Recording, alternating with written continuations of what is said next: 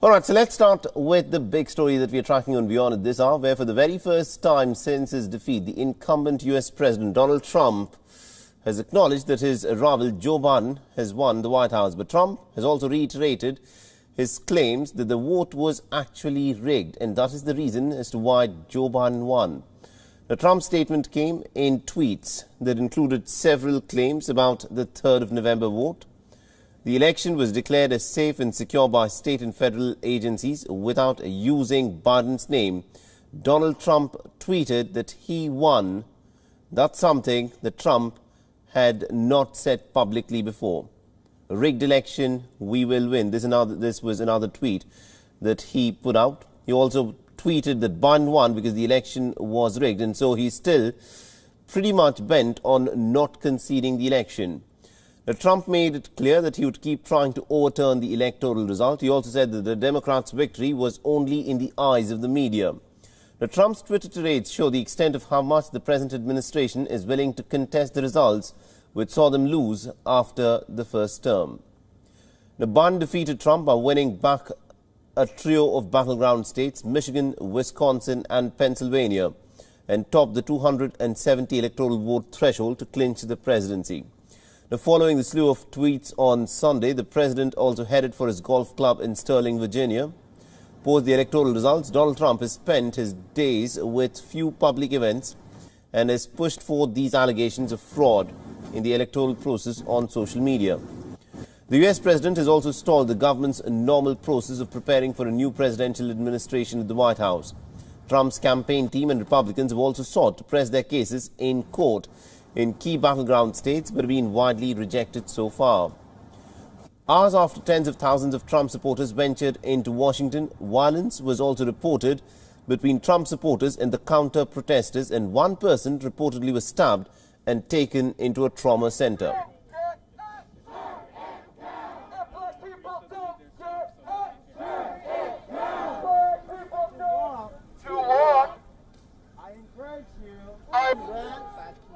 Meanwhile, President-elect Joe Biden and Vice President-elect Kamala Harris have moved forward with their transition efforts, including briefings on the COVID-19 outbreak. The U.S. President-elect Joe Biden's incoming Chief of Staff, Ron Klain, has said that the federal government needs to sign off on transition team efforts this week so that Biden's team can receive national security briefings and address the issue of COVID-19.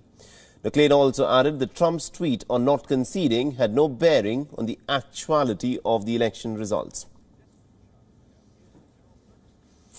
All right, now to give us more perspective in terms of what's actually playing out in the United States, we are joined in by Jagruti Dave. She's joining us live from Washington, D.C.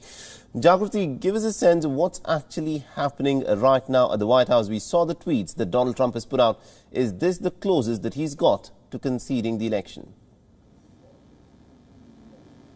Yeah, absolutely. And it's why, the networks picked up on that tweet saying Joe Biden won. And he continued, though the president continued to talk about the rigged election. And as you say, it's the closest that Donald Trump seems to have got to accepting that Joe Biden has won the election. But he quickly tweeted out again that he will not concede once all the networks had, latched onto this tweet of his. And, the president is continuing to launch several lawsuits.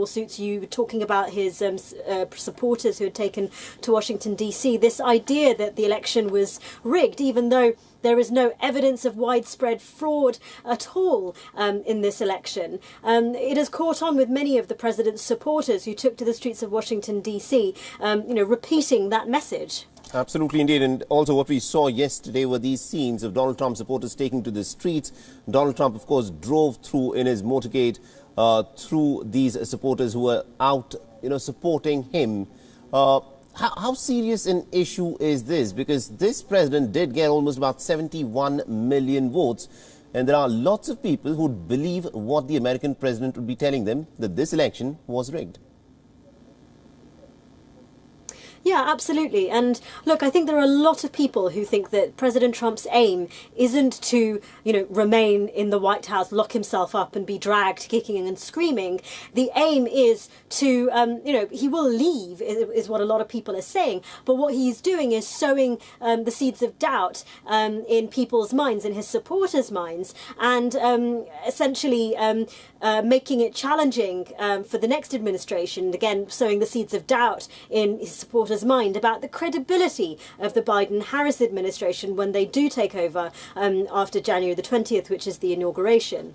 So are we now looking at the possibility that Donald Trump may never actually really concede the election? He will not stop saying that the election was won by Joe Biden because there was fraud, but he may still move out of the White House, and that is how he would leave a lot of Republican supporters, where they would feel that although it was perhaps Donald Trump that they voted for, but the election was won by Joe Biden because the election was rigged. That is one scenario that has been suggested by analysts, that President Trump will leave, but he won't concede that he won't concede the election. He won't admit that it was that he lost in a fair election. What he will do is he will continue saying that the election was rigged, but that he will have to leave the White House and admit that he will have to that he will have to leave, and that Joe Biden will take on the mantle. And as I say, this is what many critics have said as part of his strategy to sow the seeds of doubt in the minds of people about the validity of the next administration. Of course, those who are supporting the president are saying that what all they are asking for is for the process of checking to go underway, that they want to make sure that this was a fair and free election. The problem is that there is no evidence that this wasn't a fair and free election. Any of the suggestions of voter fraud seem to be completely baseless. There has been no evidence of widespread fraud in this election. All right, we'll have to leave it there. Thank you very much indeed, Jagriti Dave, for joining us from Washington, D.C. and getting us all those insights.